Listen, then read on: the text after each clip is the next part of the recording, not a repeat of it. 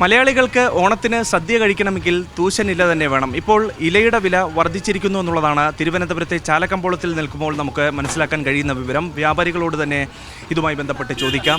വില വർദ്ധിച്ചിട്ടുണ്ട് ഇലയുടെ. നേരത്തെ 5 രൂപ 6 രൂപ വരെ മാത്രമാണ് ഉണ്ടായിരുന്നത്. പക്ഷേ ഇപ്പോൾ ഏതാണ്ട് 15 രൂപ വരെ ആയിട്ടുണ്ട്. അപ്പോൾ തമിഴ്നാട് ഇപ്പോൾ വെയിലും മഴയൊന്നും ഇല്ലാത്ത സീസണാണ്. അപ്പോൾ അവർക്ക് വെള്ളമൊന്നും കിട്ടാത്തതുകൊണ്ട് ഇലയുടെ വരവ് കുറവാണ്. അപ്പോൾ ഇതിന് ഡിമാൻഡ് കൂടുമ്പോൾ അവിടെ ഇല ഷോർട്ടേജ് ആവുക. അപ്പോൾ വിലയും സാധാരണ കൂടുന്നുണ്ട്. ഇനി പഴയ വിലയാണെങ്കിൽ ഓണം കഴിയണം. ഒരുപാട് സ്വകാര്യ സ്ഥാപനങ്ങളിലൊക്കെ ഓണാഘോഷ പരിപാടികൾ നടന്നു. അപ്പോൾ ഓണസദ്യ ഇല്ലാതെ ആരും ഓണാഘോഷം നടത്താറില്ല. അപ്പോൾ കാര്യമായിട്ടുള്ള കച്ചവടം ഈ ഘട്ടത്തിൽ നടന്നിട്ടുണ്ടോ? ഇപ്പോൾ നല്ല കച്ചവടമുണ്ട്. സദ്യയുടെ ഓർഡറൊക്കെ നല്ല കൂടുതലുണ്ട്. കല്യാണമുണ്ട്. ഓണത്തിന് തൊട്ട് മുൻപുള്ള ഞായറാഴ്ചയാണ്. ഇന്നിപ്പോൾ കാര്യമായ കച്ചവടം നടക്കുമെന്നാണ് നിങ്ങൾ പ്രതീക്ഷിക്കുന്നത്. 2 ദിവസം കഴിഞ്ഞാൽ ഉത്രാടമാണ്. ബുധനാഴ്ച തിരുവോണ പുലരിയിലേക്ക് പോകുന്നു.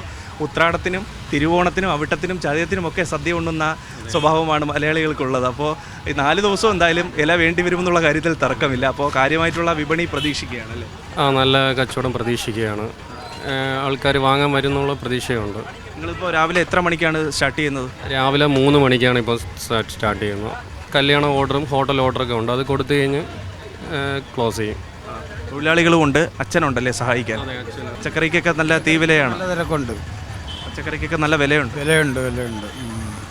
എന്നാൽ ഇലയ്ക്ക് വലിയ വിലയില്ല എന്നുള്ളതാണ് അല്ലേ? ഇലയ്ക്ക് വില 2-3 ദിവസത്തിന് മുമ്പേക്കാട്ടി കുറഞ്ഞ് 5 രൂപ കുറഞ്ഞിട്ടുണ്ട്. ഇപ്പോഴും കഴിഞ്ഞ നാളുകളിൽ 5 രൂപയ്ക്കും 6 രൂപയ്ക്കുമൊക്കെ വിറ്റിരുന്ന ഇല ഇപ്പോൾ സ്വാഭാവികമായും ഓണനാളായതുകൊണ്ട് 15 രൂപയിലേക്കൊക്കെ വില എത്തിയിട്ടുണ്ട് എന്നുള്ളതാണ് ഇവർ പറയുകയും ചെയ്യുന്നത്. ഓണം കഴിയുമ്പോൾ വീണ്ടും വില താഴേക്കിറങ്ങും എന്നുള്ള കാര്യവും അവർ സൂചിപ്പിക്കുകയും ചെയ്യുകയാണ്.